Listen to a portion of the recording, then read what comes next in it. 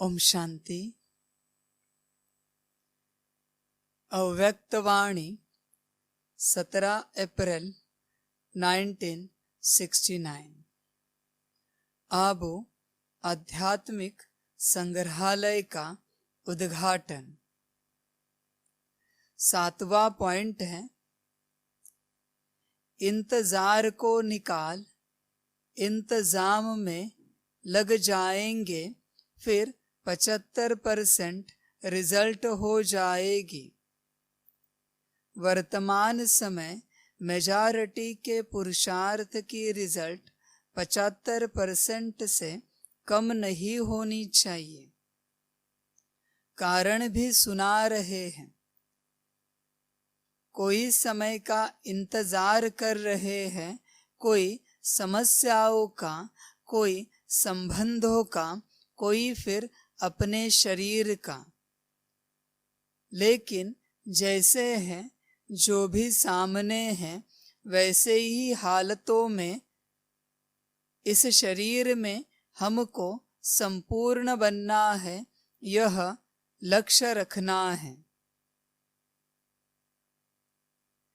बाबा कहते हैं, इंतजार को निकाल, इंतजाम में लग जाएंगे, फिर 75% रिजल्ट हो जाएगी। अभी इंतजार का समय समाप्त हो गया। वैसे संगम युग के आदि से ही इंतजार का कोई समय नहीं था, फिर भी समय अभी अंत के भी अंत में पहुंचा है। तो इंतजार करना छोड़ दो। अभी इंतजाम करो अपना कि हम कैसे आत्मिक स्थिति में आ सकते हैं, कौन सी विधि से आ सकते हैं, क्या करने के बाद हमारी स्थिति ऊंची हो जाएगी, इसका इंतजाम करो। इसके लिए आपको जो जो चाहिए उसकी तैयारी करो। अपने से विचार करो कि कौन सा इंतजाम करने के बाद हमारी स्थिति बहुत अच्छी हो जाएगी। बाबा कहते हैं 75% रिजल्ट हो जाएगी। वर्तमान समय मेजॉरिटी के पुरुषार्थ की रिजल्ट 75% से कम नहीं होनी चाहिए। बाबा कहते हैं कि 75% से नीचे नहीं आना, क्योंकि समय बदल चुका है। पहले चलता था, वास्तविक चलता नहीं था, लेकिन बच्चे चलाते थे। अभी तो बिल्कुल नहीं चलेगा, क्योंकि समय समाप्त हो गया। जितना हो सके समय को सफल करो।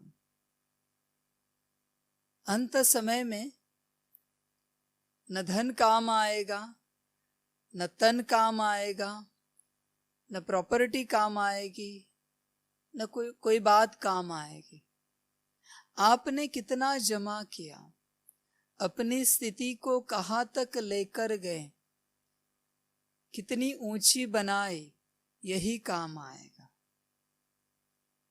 हर बच्चा, हर कोई कल के भरोसे जी रहा है, जो कल कभी नहीं आने वाला।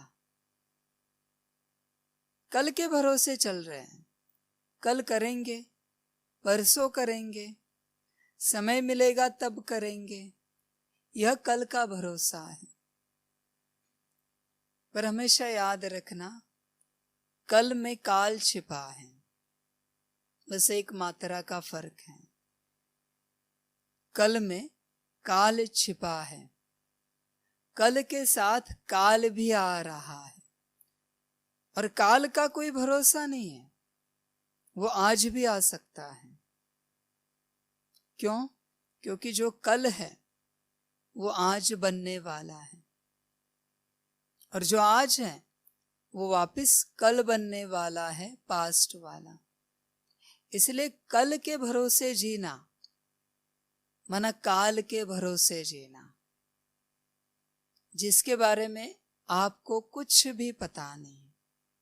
काल के बारे में कि वो कब आएगा, क्या करेगा। बच्चों को लगता है कि हम अंत तक रहेंगे, सभी को लगता है कि बाबा के साथ अंत तक रहेंगे, पर इस गलतफहमी में नहीं रहना। आज को सफल करना, अपनी अवस्था को ऊंचा बनाना, बाप समान बने तो अंत तक रहेंगे, अगर नहीं बने तो कहां से रहेंगे।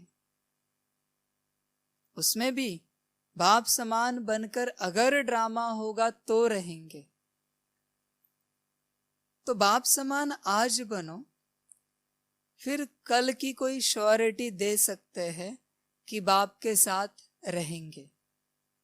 वरना बच्चे कल के भरोसे जी रहे हैं कि हम बचेंगे, हम रहेंगे बाप के साथ। इससे क्या हो रहा है कि बच्चे अपनी अवस्था पर ध्यान नहीं दे रहे, वो भविष्य में खोए हुए रह रहे हैं। आज क्या करना है इसके बारे में सोचो। आज को गवाओ नहीं, आज चला जाएगा, वो पास्ट वाला कल बनेगा। कल आ रहा है, कल इस दुनिया में क्या होगा, प्रकृति की हलचल क्या होगी, आत्माओं के बीच में क्या होगा, समय क्या खेल दिखाएगा, ड्रामा क्या करेगा, कोई नहीं जानता। और ऐसे कल के भरोसे सभी जी रहे हैं। तो आज को सफल करो, इसलिए आज इंतजाम करो। आज के लिए चेक करो कि कितनी बार ड्रिल हुई, आज कितना आत्मिक स्थिति का अभ्यास किया, आज कितना समय बाबा को याद किया, आज कितनी बार मुरली पढ़ी या सुनी, आज कितना समय विश्व सकाश दिया। आज के बारे में सोचो।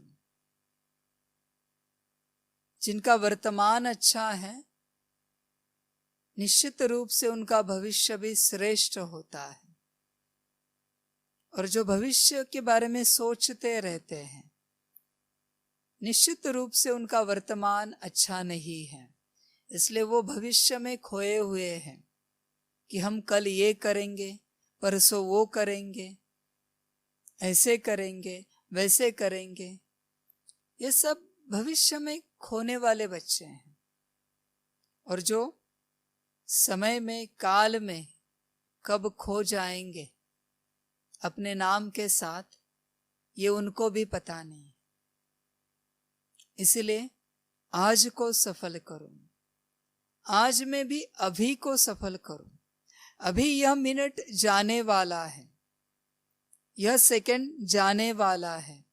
इस मिनट में, इस सेकंड में आपने क्या किया और आपको क्या करना है, ये सोचो।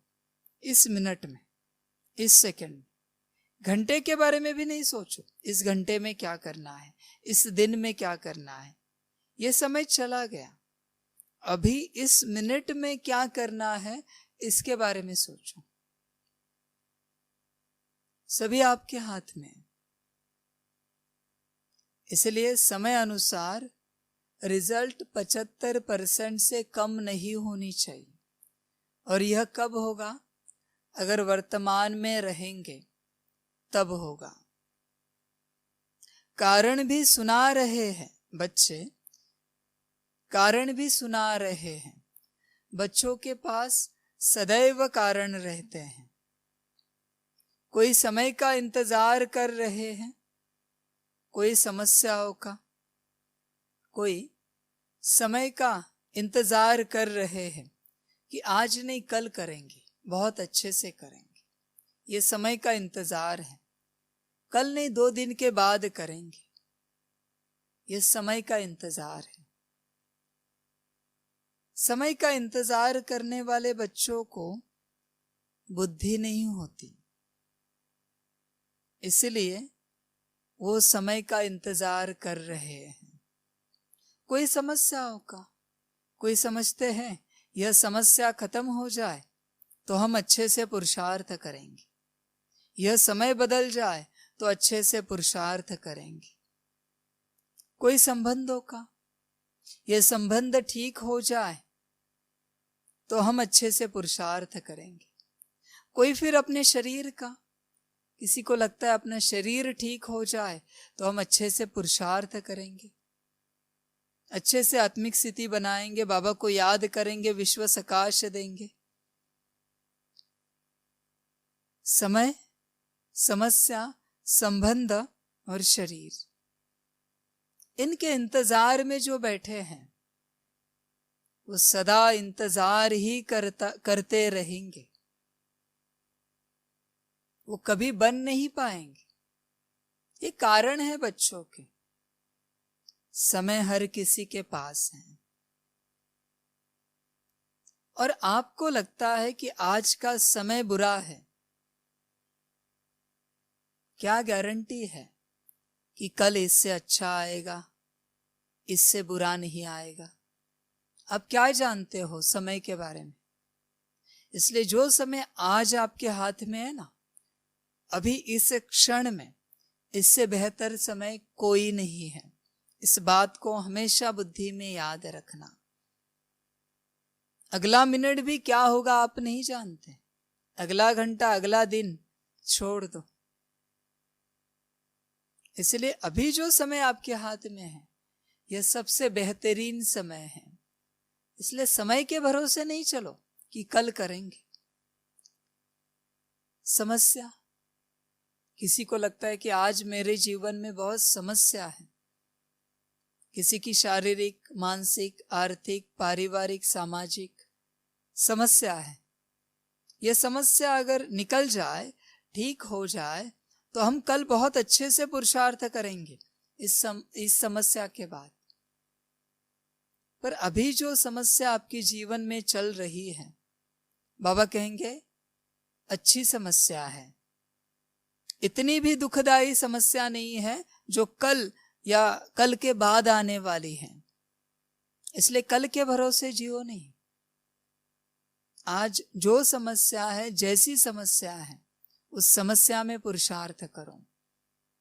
कल इससे वर्स्ट समस्या आ सकती है, कल इससे और बिगड़ी हुई समस्या आ सकती है, कल आपके जीवन में और अशांति हो सकती है। इसलिए आज जो कुछ थोड़ी बहुत शांति मिली है उसमें पुरुषार्थ करो। कोई संबंध के लिए रुके हैं कि यह संबंध ठीक हो जाए तो हम पुरुषार्थ करेंगे। बाबा कहते हैं आज जो यह संबंध है यह बेहतर है, कल और बिगड़ने वाला है। इसलिए कल के भरोसे रहो नहीं संबंध के आधार पर। कल हर संबंध बिगड़ने वाला है। इसलिए आज जो संबंध है ना, उस संबंध से योग करो, पुरुषार्थ करो। कल के भरोसे नहीं रहो। कोई शरीर के आधार से चलते हैं, कहते कि आज बुखार है, सर्दी खांसी है, थोड़ी थकावट है, कल क्या होगा आप नहीं जानते। आप इस आशा में हो कि कल शरीर स्वस्थ हो जाए, फिर हम अच्छा पुरुषार्थ करेंगे। पास्ट वाले कल में शरीर जब स्वस्थ था तब कब आपने पुरुषार्थ किया? पास्ट वाले कल में जब संबंध अच्छे थे, पास्ट वाले कल में जब समस्याएं नहीं थी, तब कब आपने पुरुषार्थ अच्छा किया? पास्ट वाला कल जब अच्छा था तब कब आपने पुरुषार्थ किया? याद करो। जो आने वाला कल अच्छा होने के बाद आप करोगे, नहीं कर सकते। इसलिए आज के दिन को, आज के समय को देखो और कोई कारण नहीं दो। बाबा को कारण पसंद नहीं है। बाबा हमेशा कहता है I don't want any explanations, I want only results. मुझे एक्सप्लेनेशन नहीं देना, देना है तो रिजल्ट देना मुझे। ये एक्सप्लेनेशन वाले जो बच्चे होते हैं ना, ये स्वयं को ऐसा समझते हैं कि हम बहुत बुद्धिमान हैं, जो बाबा को एक्सप्लेनेशंस दे रहे हैं, कारण दे रहे हैं। कारण मत दो, निवारण करो कारण का और पुरुषार्थ बढ़ाओ। समस्या सभी को है इस दुनिया में, इन सारी समस्याओं से कोई छूटा नहीं है। समय की समस्या सबको है, संबंधों की, फिर शरीर की समस्या सभी को है, और अलग अलग प्रकार की समस्याएं भी है सभी के पास। लेकिन बाबा कहते हैं समस्या को आगे नहीं करो, समाधान को आगे करो। और जो बच्चे होते हैं ना मजबूत, उन्हें पहाड़ी इलाकों में कांटे के रास्तों में चलना आता है। वो नहीं कहते कि इस रास्ते में बहुत कांटे हैं या फिर यह इलाका पहाड़ी है, कैसे हम चढ़े। नहीं, समझदार बच्चों को पता है कि हमारे अंदर ताकत है और हम कर सकते हैं, क्योंकि हम बाबा के बच्चे हैं। वो कभी बाबा को कारण नहीं देंगे कि बाबा इस वजह से आज पुरुषार्थ नहीं हुआ, इस वजह से आज मुरली नहीं सुनी, किसी भी प्रकार का। फिर आपकी नींद हो, आपका भोजन हो, आपका रूटीन हो, कारण नहीं देंगे बच्चे। नींद को भी फिटाकर हटाकर मुरली सुनेंगे, क्लास सुनेंगे, एक टाइम का भोजन बाजू में रखेंगे, पर पहले पुरुषार्थ करेंगे। ये बच्चे ऐसे होते हैं जो लगन वाले, मजबूत, शूरवीर, महावीर बच्चे होते हैं। महावीर जो होते हैं उनके पास हर बात का हल होता है। समस्याएं उनके लिए तोहफा होती है। उनको बहुत मजा आता है समस्याओं से खेलने के लिए। उनको लगता है कि शरीर बीमार पड़े, शरीर में तकलीफ हो और हम योग करके दिखाए बाबा को, ये उनके लिए चैलेंज वाली बात होती। शरीर ठीक होने के बाद तो हर कोई योग करता है, पर महावीर बच्चों की सोच होती है कि शरीर बीमार पड़े और हम योग करके दिखाए। ये ऐसे ताकतवर बच्चे होते हैं जिसके कारण कभी उनका शरीर बीमार नहीं पड़ता। समझने की कोशिश कीजिए। उनका होता है कि संबंध बिगड़ जाए, समस्याएं आए और समय खत्म हो जाए और हम योग करके पुरुषार्थ करके दिखाए बाबा को। ये ऐसे बच्चे होते हैं जिनको चैलेंजेस में कुछ करके दिखाने का आनंद होता है। ये ऐसे बच्चे होते हैं, इसमें ही इनको आनंद आता है। उसके कारण क्या होता है, इनके जीवन में कभी कोई तकलीफ नहीं होती, न समय की, न समस्याओं की, न शरीर की, न संबंध की, कभी कोई तकलीफ नहीं होती। जो बच्चे हर तकलीफ के लिए, हर समस्या के लिए एवर रेडी है कि कभी भी आए, उनके पास कभी समस्या नहीं आती। यह यूनिवर्स का प्रिंसिपल है, लॉ है। जो डरते हैं ना, उन्हीं के पास आती है। मैदान में जो फील्डिंग करने के लिए डरता है ना, गेंद उसी के पास बार बार जाती है और उसी से मिस्टेक होते रहते हैं, क्योंकि वो डर रहा है। पूरी मैच में कभी कभी ऐसे होता है कि जो बहुत निडर रहता है उसके पास एक भी गेंद नहीं जाती पूरी मैच में, बस मैदान में खड़ा रहता है और आनंद लेता है दोनों साइड से खेल का। इसलिए महावीर बनो। बाबा कहते हैं लेकिन जैसे हैं, जो भी सामने हैं, वैसे ही हालतों में इस ही शरीर में हमको संपूर्ण बनना है, यह लक्ष्य रखना है। अभी किसी को अगर ड्रामा में एक टांग नहीं, एक हाथ नहीं, तो क्या एक टांग और एक हाथ लगने के बाद पुरुषार्थ करेंगे? जैसे है वैसे पुरुषार्थ करो। अभी पुरुषार्थ भी क्या है कि अपने को आत्मा समझ के बाबा को याद करना है। इतना सा पुरुषार्थ है जिसमें किसी ऑर्गन की जरूरत नहीं लगती, किसी समस्या का होना या ना होना इसका कोई संबंध नहीं। वहां पर शरीर का ठीक होना या ना होना इसका कोई संबंध नहीं है। संबंधों का ठीक रहना या नहीं रहना यह भी संबंध नहीं है। ये जो बाबा की याद है आत्मा समझ के, इसमें कोई संबंध नहीं है कि ये हो तो ये करेंगे। ऐसी कोई बात नहीं एक्सटर्नल कि उसके लिए बिजली चाहिए, उसके लिए कोई इलेक्ट्रॉनिक डिवाइस चाहिए, या कोई ऐसे माहौल चाहिए, लाल दिया चाहिए, म्यूजिक सिस्टम चाहिए। ऐसी कोई बात नहीं है। ये बुद्धि की बात है, मन की बात है, संस्कारों की बात है। एक बार आत्मा का ज्ञान मिल गया, बाबा का ज्ञान मिल गया, पूरा हो गया। ये तो अभी बुद्धि में है। इसके लिए कोई नोटबुक पेन नहीं चाहिए कि बार बार उसमें से पढ़ो और फिर वो विधि करो। ऐसे तो कुछ है नहीं। इसलिए बाबा कहते हैं जैसे है जो भी सामने है वैसे ही हालतों में, इस शरीर में, इसी ही शरीर में, ड्रामा में, संगम युग में जैसे आपको शरीर मिला है उसी ही शरीर में संपूर्ण बनना है। यह लक्ष्य रखना है। इस आशा में नहीं रहना कि शरीर बदल जाएगा, दुख समाप्त हो जाएंगे और पुरुषार्थ करेंगे। सब समाप्त हो जाएगा और पुरुषार्थ भी बाकी रहेगा। इसलिए कारण नहीं दो, जो है जैसे है, बाबा जो श्रीमत देते हैं उस पर चलो।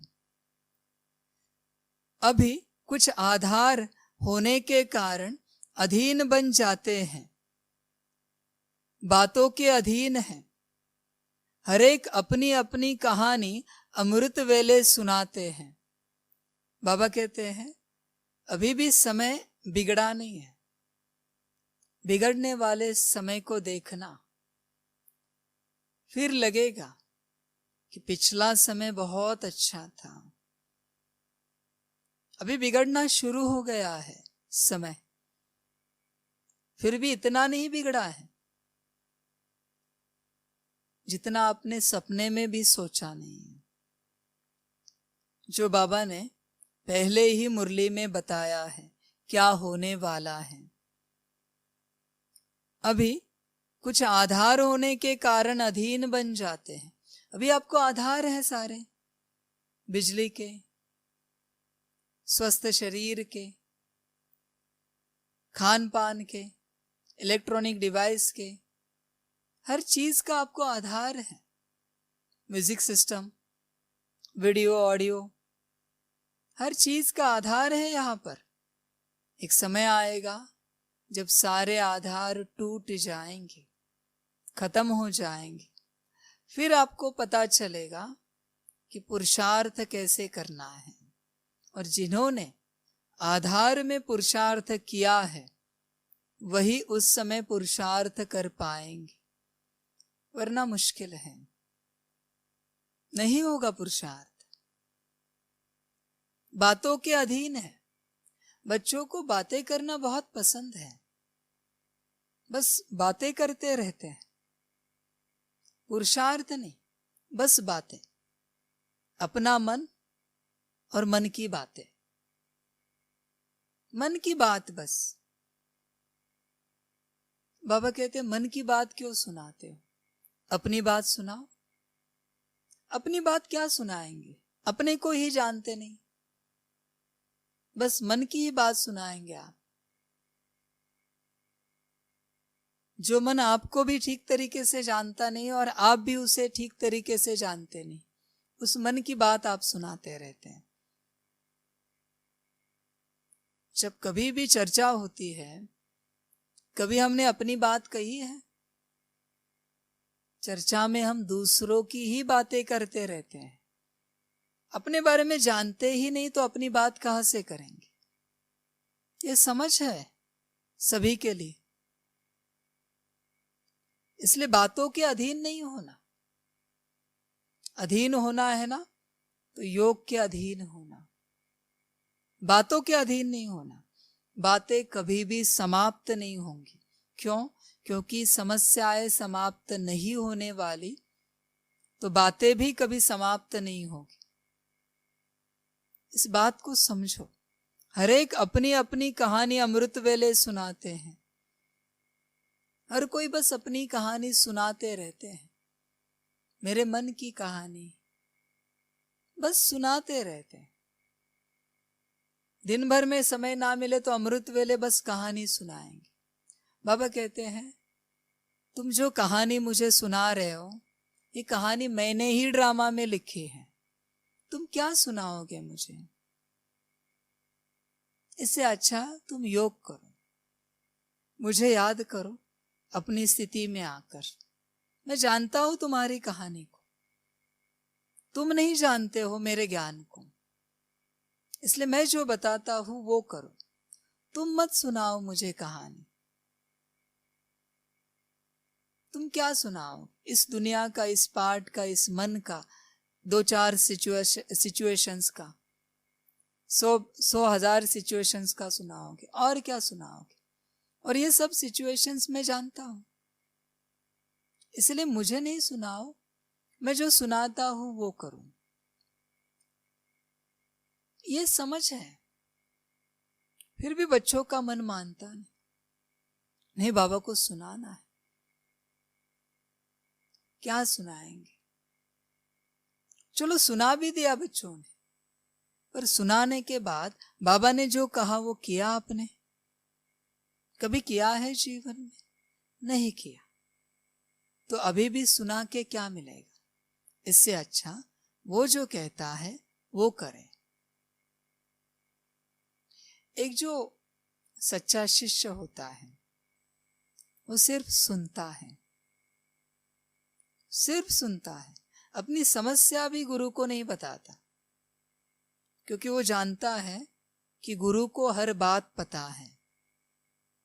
मेरे बताने से ही उसको पता होगी ऐसे नहीं, उसको हर एक बात पता है।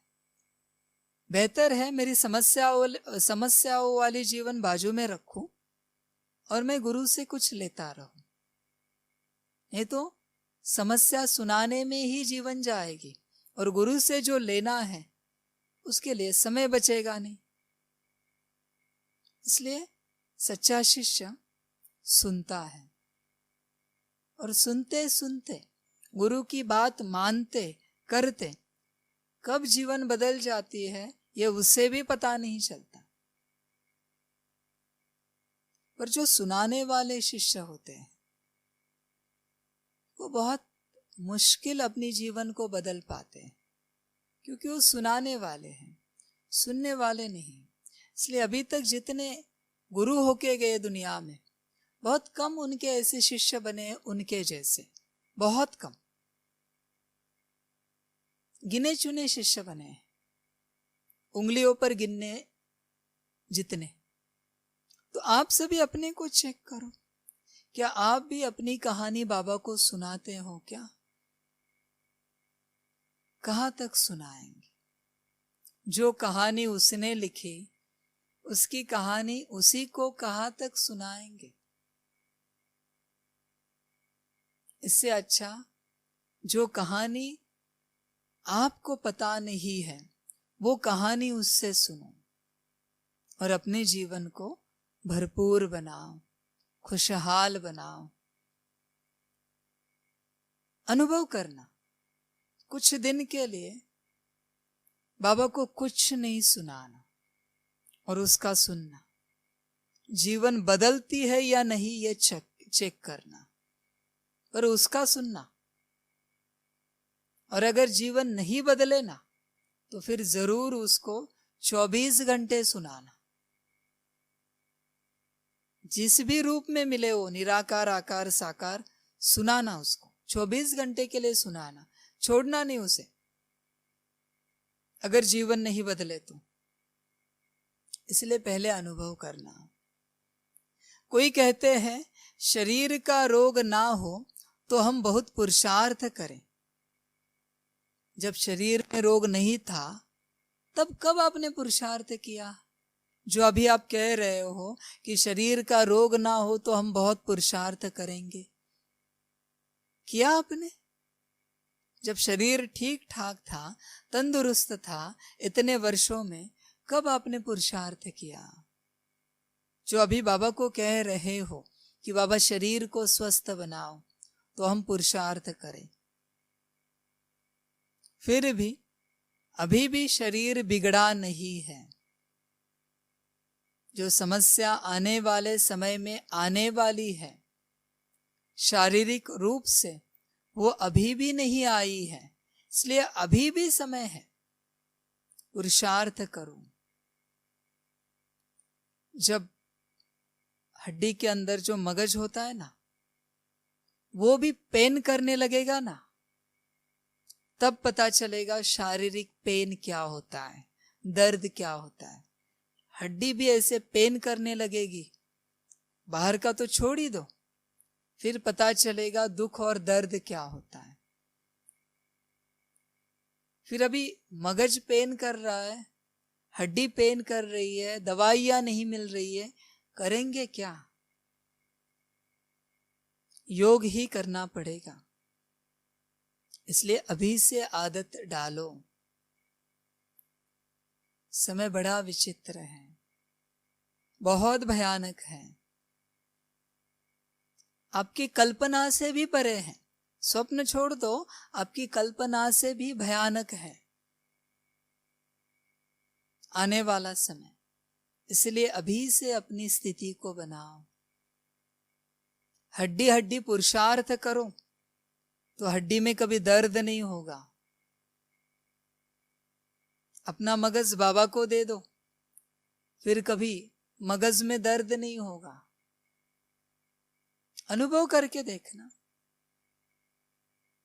जिनको शारीरिक दर्द है ना, उनको शारीरिक सेवा करनी चाहिए, शरीर स्वस्थ हो जाएगा। दिल से करनी चाहिए। जिनको मानसिक दर्द है ना, उनको मन की सेवा करनी चाहिए, शुभ भावना शुभ कामना देने की। जो अपने संस्कारों से परेशान है ना, उन्हें अच्छे संस्कारों का दान देना चाहिए। जो अपनी बुद्धि से परेशान है ना, उनको विश्व सकाश देना चाहिए। बाबा को याद करना चाहिए। करके देखो, यही अंतिम उपाय है समस्याओं के। अंत में ना धन काम आएगा, न तन काम आएगा, न कोई संबंध काम आएगा। काम आएंगे तो यही योग के उपाय काम आएंगे। कोई कहते हैं शरीर का रोग ना हो तो हम बहुत पुरुषार्थ करें। जैसा है शरीर, उस शरीर में पुरुषार्थ करो, क्योंकि आने वाले समय में शरीर और बिगड़ने वाला है। कोई कहते हैं बंधन हटा दो तो हम पुरुषार्थ करें। बाबा कहते बंधन नहीं हटेगा। इसी बंधन में, इसी स्टेट में तुम पुरुषार्थ करके दिखाओ, बंधन नहीं हटेगा। अगर हटाना है तो तुम अपने पुरुषार्थ से बंधन को हटाओ। बाबा कहते ये मेरा काम नहीं है कि बंधन को हटाओ। मैं कुछ ऐसी प्यारी प्यारी बातें सुनाकर आपको प्रमोट नहीं करना चाहता, आगे नहीं बढ़ाना चाहता, इनकरेज नहीं करना चाहता। क्योंकि जब प्रमोशन खत्म होगा, इनकरेज खत्म हो जाएगा, अब वापस नीचे आ जाएंगे। तो क्या बाबा वापस आपको ये सब करने आए? मैं ज्ञान दे रहा हूं, ओपनली दे रहा हूं। समस्या हर बार आएगी। अब ये नहीं समझना कि समस्या नहीं आएगी। एक गई दूसरी आएगी, दूसरी गई तीसरी आएगी। वो रुकेगी नहीं, क्योंकि यह कलयुग है, समस्याओं का युग है। शरीर की एक बीमारी खत्म हुई दूसरी आएगी, दूसरी खत्म हुई तीसरी आएगी, ये लगा ही रहेगा।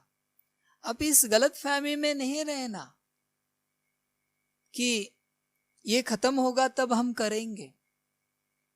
आप भी खत्म हो जाएंगे, फिर भी कुछ होगा नहीं आपसे।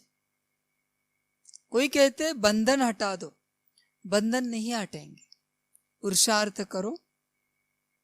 लेकिन यह तो एक बंधन हटेगा, दूसरा आएगा।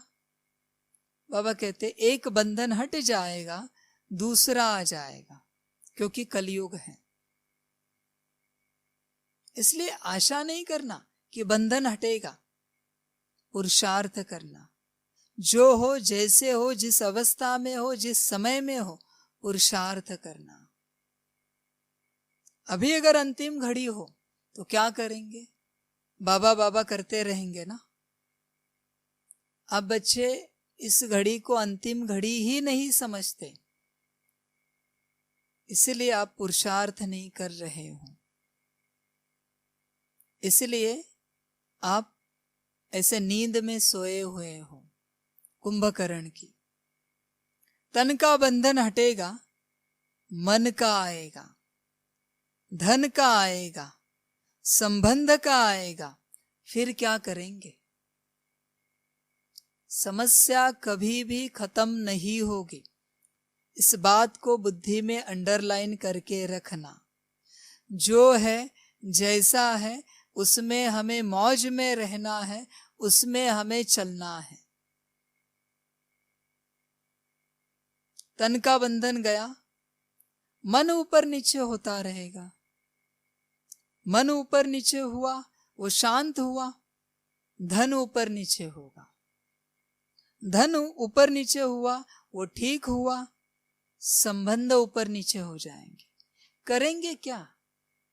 क्या हर बार रीजन देते रहेंगे कि 2 दिन 4 दिन ये बात ठीक होने दो, फिर हम आएंगे, पुरुषार्थ करेंगे। 1 हफ्ता 15 दिन यह ठीक होने दो, फिर हम पुरुषार्थ करेंगे, भट्टी करेंगे, योग करेंगे।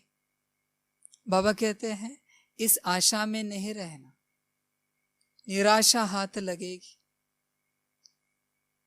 इस बात को बुद्धि में अंडरलाइन करके रखना। अभी जो बात आपको सुना रहे, कलयुग के अंत तक आपके जीवन में कोई न कोई समस्या सदा ही उपस्थित रहेगी। तन की हो, मन की हो, धन की हो, संबंध की हो, कोई न कोई समस्या सदा उपस्थित रहेगी। ऐसे कभी होगा नहीं कि आपका जीवन निर्विघ्न बने, समस्या रहित बने। इस बात को बुद्धि में अंडरलाइन करके रखना। कुछ न कुछ रहेगा। अगर आप अपेक्षा में रहेंगे कि ये चला जाए, तो उससे बड़ी समस्या आएगी। समस्या नहीं समाप्त होगी, क्योंकि कलयुग है, सतयुग नहीं है समस्या समाप्त होने के लिए। कलयुग में समस्या सदा रहेगी। अभी करना क्या है, मर्जी आपकी है। पुरुषार्थ करना है या समस्याएं समाप्त होने की राह देखनी है, मर्जी आपकी। ऐसे करते करते आप मृत्यु तक ना पहुंचे और फिर ऐसा ना लगे कि समय गया हाथ से, सब कुछ गया हाथ से, जो करना था वो नहीं किया। बाबा ने बहुत समझाया पर कभी किया नहीं, कभी उसकी बात मानी नहीं, कभी उसके कहने से चले नहीं, अपनी ही मर्जी चलाते रहे। ऐसा ना लगे आपको। बाबा को क्या कहा आपने भक्ति में? बस तू आ जा, मैं मेरा पूरा समर्पण कर दूंगी या कर दूंगा। कहा ना आपने, और कहा कि तुम ही संग खाऊं, तुम ही संग बैठूं, सब कुछ तेरे संग। तो अभी क्यों नहीं करते? अभी क्यों पीछे हट गए? देखो, आप आपका वायदा तोड़ रहे हो, बाबा अपना वायदा निभा रहा है। आप अपने वायदे को चेक करो। आपको सुख सुविधाएं चाहिए, आपको सब ठीक ठाक चाहिए, पर यह कभी होगा नहीं, हमेशा याद रखना। और अगर आप होने की सोच में हो तो यह आपकी एक बहुत बड़ी बेसमझी नासमझी है कि यह सब ठीक होगा। जितनी समस्याएं बाबा ने बोली, समय की, संबंध की, शरीर की, मन की, धन की, इसमें से कोई न कोई समस्या आपके जीवन में अंत तक रहेगी। करना क्या है, मर्जी आपकी। अभी ये खुद नहीं हटेंगे, ये सारी समस्याएं अपनी ही शक्ति से हटाने हैं। अगर आपको हटाने हैं तो पुरुषार्थ से हटा दो, बेहतर है उनको हटाने की कोशिश नहीं करो। अपना पुरुषार्थ उन समस्याओं को हटाने में व्यर्थ नहीं गवाओ। इससे अच्छा अपना पुरुषार्थ अपनी उन्नति के लिए लगाओ, अपने विकास के लिए लगाओ। आपका विकास हो जाएगा, अपनी उन्नति हो जाएगी, समस्याएं अपने आप हट जाएंगी। आप जो कमा रहे हैं वो कहीं गलत जगह नहीं लगाओ, गलत जगह इन्वेस्टमेंट नहीं करो समस्या हटाने में।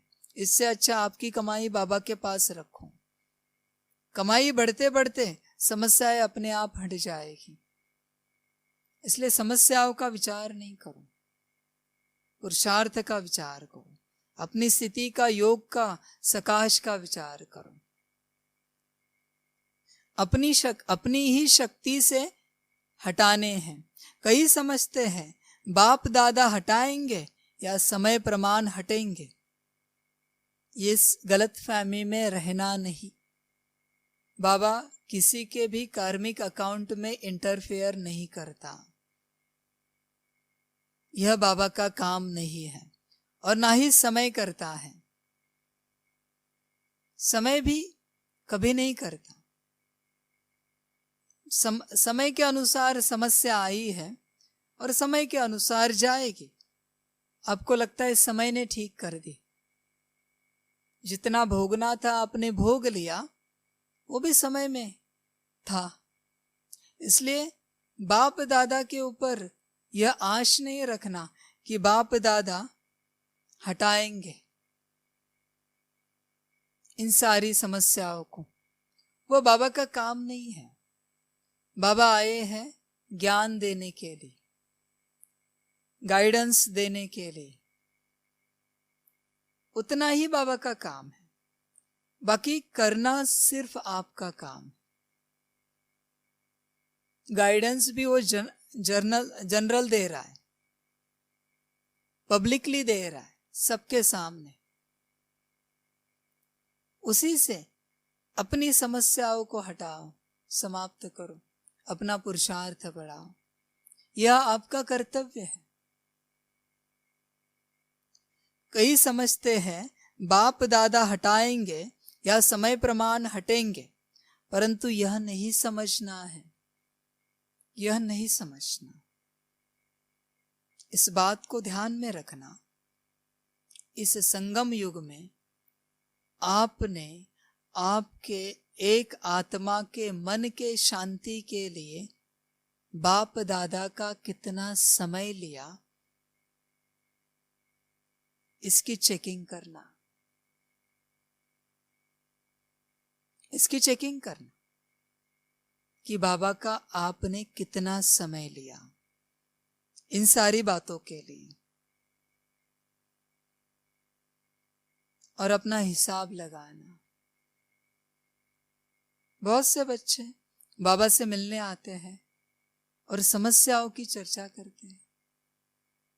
क्या यही बाबा मिलन है?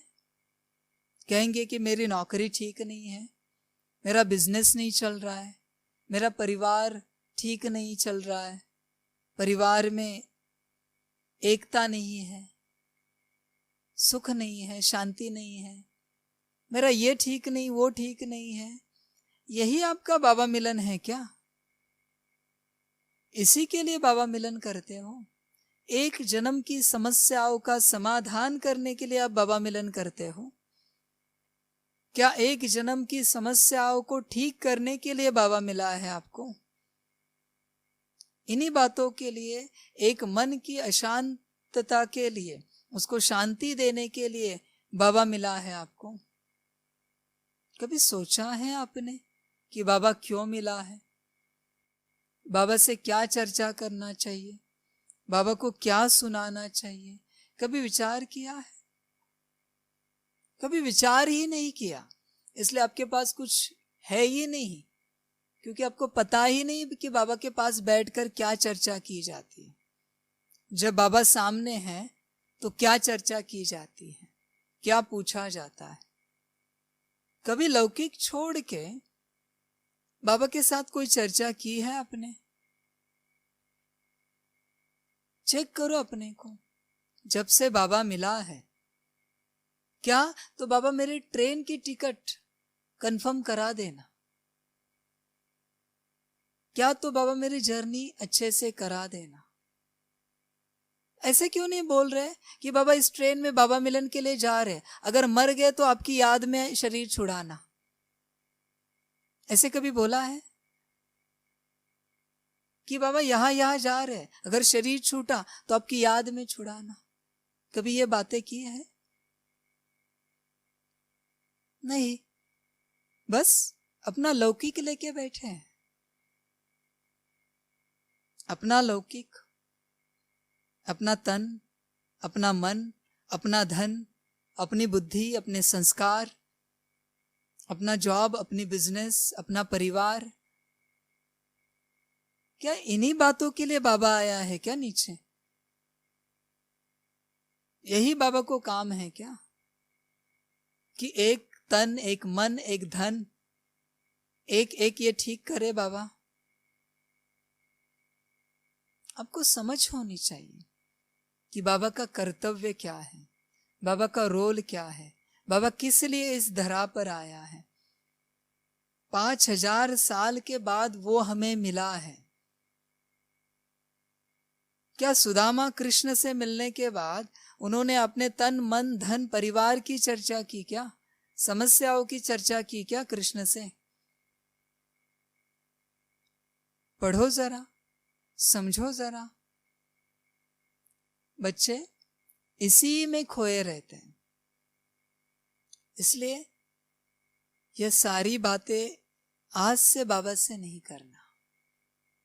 अभी तक की वो की, अभी बाबा की श्रीमत है, आज से बिल्कुल नहीं करना।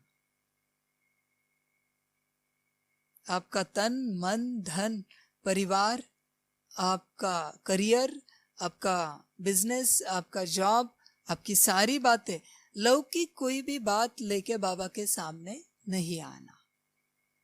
बाबा आया है सिर्फ अपनी पहचान देने, आप आत्मा हो, अपनी खुद की पहचान देने कि मैं तुम्हारा बाप हूं, परमपिता परमात्मा, और योग सिखाने।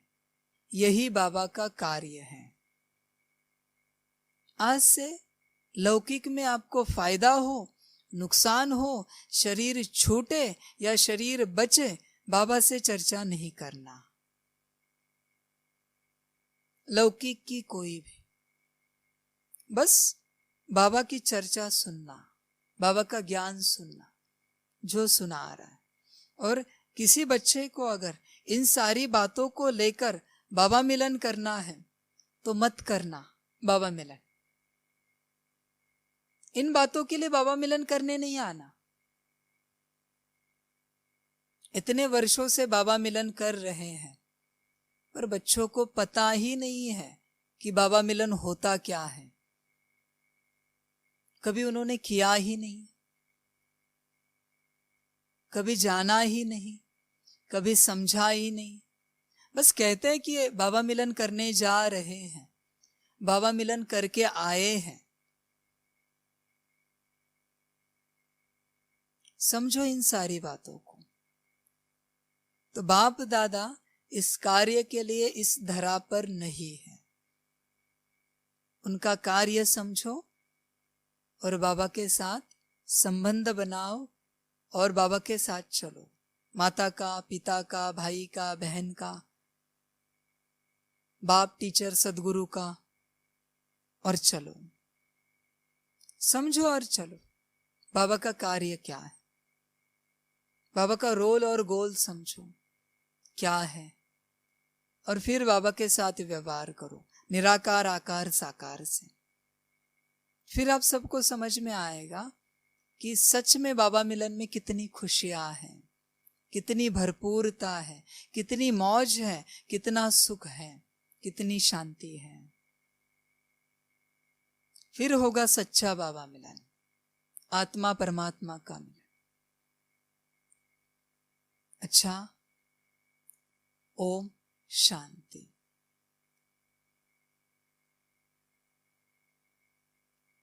सभी बच्चों को बाप की पदम गुणा, याद, प्यार, गुड नाइट और नमस्ते।